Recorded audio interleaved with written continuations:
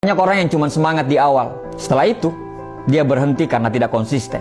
Konsisten butuh komitmen dan kesabaran. Konsisten butuh keberanian. Konsisten adalah kunci. Kalau kita tidak konsisten, seberapa hebat pun kita, maka kita tidak akan menjadi apa-apa. Jika sesuatu Anda anggap serius, maka konsistenlah.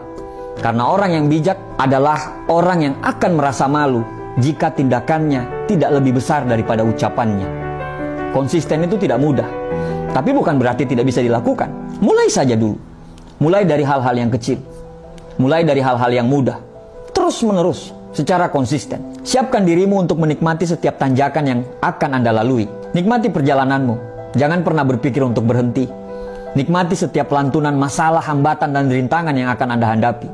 Karena hakikat dari konsisten adalah Anda harus sampai ke tujuan. Tidak peduli seberapa berat dan seberapa terjal perjalanan yang akan kamu lalui.